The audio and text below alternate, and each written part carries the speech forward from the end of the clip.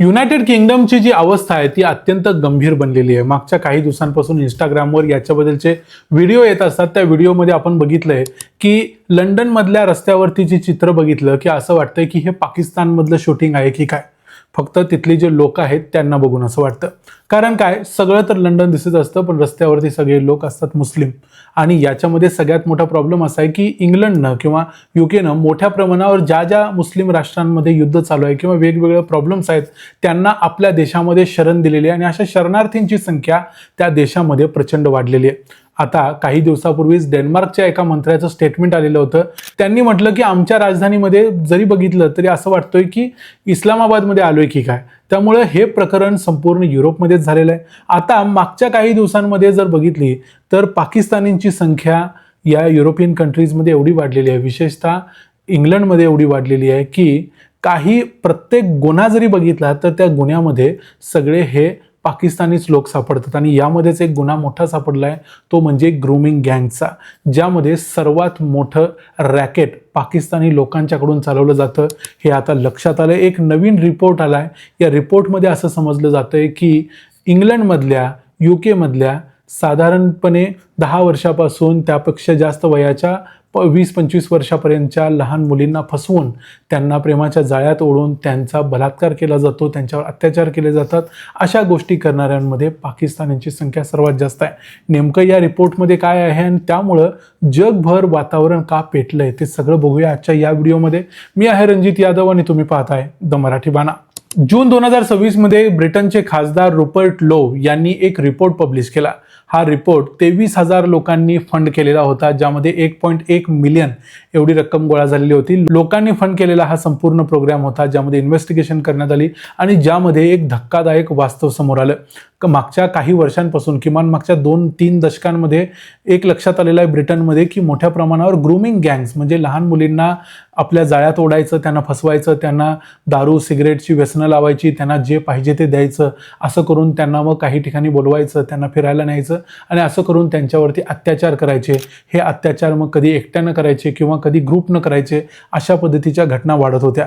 यामध्ये असं समजलं जात होतं की काही हजार मुलींचा अत्याचार झाला असेल, कारण 1997 ते 2003 या काळामध्ये अशा पद्धतीच्या घटना घडल्या होत्या, ज्यामध्ये साधारणपणे 1400 मुलींच्या बरोबर हे घडलेलं होतं।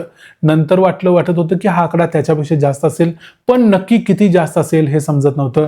पण रुपर्ट लोव यांनी जो रिपोर्ट पब्लिश केलाय त्यामध्ये असं समजलंय की 149 वेगवेगळ्या गावांमध्ये, शहरांमध्ये एकूण 2.5 लाखापेक्षा जास्त मुलींच्या बरोबर या अत्याचाराच्या घटना या ग्रूमिंग गँग्सनी केलेल्या आहेत। या ग्रूमिंग गँगचं हे वास्तव हे खरोखर सगळ्या जगाचं डोळे उघडवणार आहे।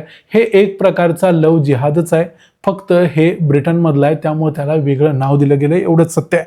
आता इथं एक गोष्ट या रिपोर्टमध्ये लक्षात आलेली आहे की या ग्रूमिंग गँग्समध्ये 80% लोक हे पाकिस्तानी वंशाचे आहेत, म्हणजे पाकिस्तानातून आलेले आहेत। हा विषय जरी जुना असला तरी मागच्या जवळजवळ 1-2 वर्षामध्ये हा विषय वारंवार चर्चेत येतोय।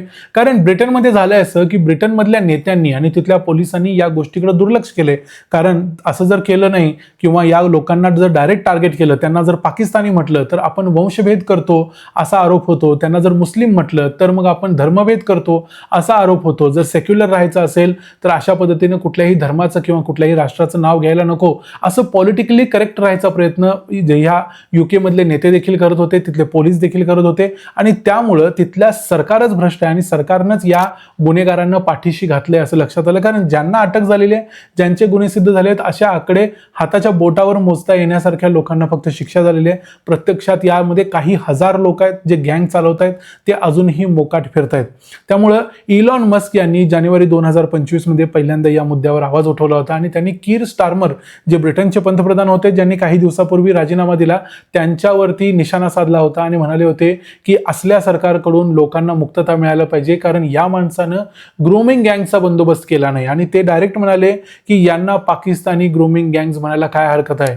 हे लोक जर डायरेक्टली येऊन अशा पद्धतीच्या गोष्टी तिथल्या इंग्लंडमधल्या गोऱ्या वंशाच्या लोकांच्या बरोबर, तिथल्या मुलींच्या बरोबर करत असतील तर त्यांना शिक्षा ही झालीच पाहिजे. यामध्ये जेस फिलिप्स नावाची तिथली एक सिक्युरिटी मिनिस्टर होती, तिनं तर म्हटलं की हा मुद्दा सरकारचा नाहीच, या मुद्द्यावरती तिथली जी स्थानिक पातळीवरची सरकार आहेत, नगरपालिका असतील, त्या निर्णय घेतील, यामध्ये आम्ही पडणार नाही. त्यावेळेला इलॉन मस्कनं म्हटलं होतं या बाईला तर सरळ जेलमध्येच टाकलं पाहिजे, कारण हिच्यामुळे अनेक स्त्रियांचा, मुलींचा बळी गेलेला आहे, त्यामुळे हिला शिक्षा व्हायला पाहिजे.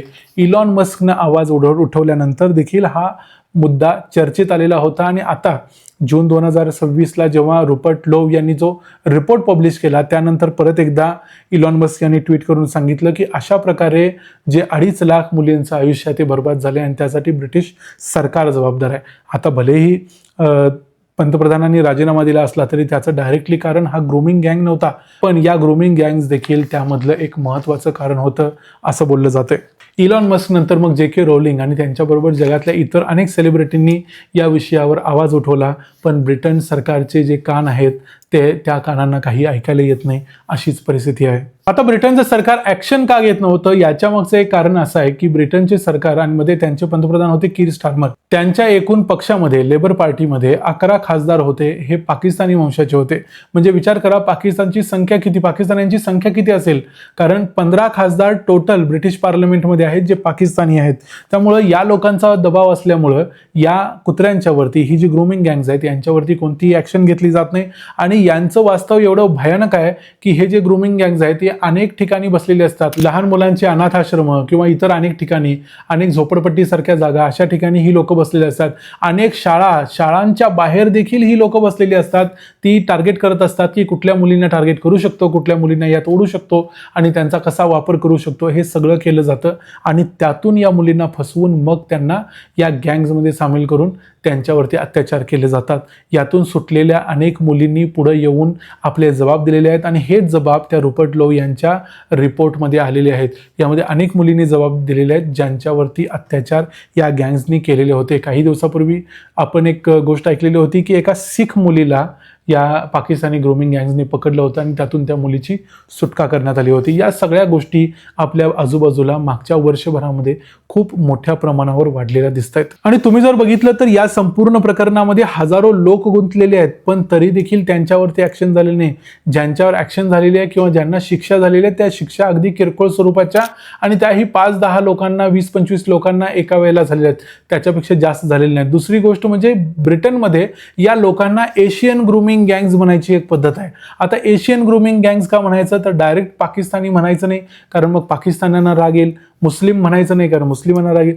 या गोष्टींच्यामुळं आता तिथं वातावरण एवढं तापलेलं आहे, तिथले लोक एवढे चिडलेले आहेत की सरळ यांना पाकिस्तानी म्हणा. तिथल्या अनेक खासदारांची भाषणं काढून बघा, या खासदारांच्या भाषणांमध्ये ते स्पष्ट सांगतायत की यांना पाकिस्तानी ग्रूमिंग गँग्स म्हणा. हे करण्यामागचे 80% लोक हे पाकिस्तानी आहेत. इतर देशातले असतीलच, पण पाकिस्तान्यांची संख्या जास्त आहे. त्यामुळं याला एशियन ग्रूमिंग गँग्स का म्हणतात. यामध्ये चायनीज लोक नाहीत, यामध्ये जापनीज लोक नाहीत, यामध्ये भारतीय लोक नाहीत, फक्त पाकिस्तानी आहेत, अफगाणी आहेत. तर मग तुम्ही यांना एशियन म्हणून यांच्यावरती कवर का लावताय, तुम्ही डायरेक्ट यांना पाकिस्तानी म्हणा, त्यांना त्याची लाज वाटू दे, असं आता तिथं बोललं जाते. आणि यामुळं या गोष्टीबद्दल आवाजही उठतोय. आता डिपोर्टेशनचा प्रश्न एक गंभीर आहे की या लोकांचं डिपोर्टेशन करावं तर तेही करता येत नाही, कारण अनेक सगळ्या गोष्टी भानगडी करून हे लोक तिथं पोचलेले असतात. त्यांनी लिहून दिलेलं असतं की आपल्या देशामध्ये आपल्या जीवाला धोका आहे वगैरे. या सगळ्या गोष्टींच्यामुळं मग ब्रिटनमध्ये त्यांना नागरिकत्व मिळालेलं असतं. त्यामुळे हे सगळे आहेत ब्रिटनचेच नागरिक आणि त्यामुळं यांचं काहीही करता येत नाही. ब्रिटन एका अशा सापळ्यामध्ये अडकलं आहे ज्यातून सुटणं त्याला आत्ता तरी शक्य नाही असं वाटतंय. या संपूर्ण प्रकरणाबद्दल आणि भारतातही अशा प्रकारच्या काही घटना नाशिक TCS मध्ये घडलेल्या आहेत, अमरावतीमध्ये घडलेल्या आहेत, मागच्या काही दिवसापूर्वी कोल्हापुरात घडली. या सगळ्या घटनांच्यामुळं लव जिहाद किंवा अशा प्रकारची जी प्रकरणं आहेत ती किती गंभीर बनत चाललेली आहेत हे परत एकदा समोर आलेलं आहे. या संपूर्ण प्रकरणाबद्दल तुम्हाला काय वाटतं ते कमेंट्समध्ये जरूर सांगा. व्हिडिओ आवडला असेल तर व्हिडिओला लाईक करा, चॅनलला सबस्क्राईब करा. पुन्हा भेटू पुढच्या व्हिडिओमध्ये. तोपर्यंत पाहत राहा द मराठी बाणा. जय हिंद, जय महाराष्ट्र.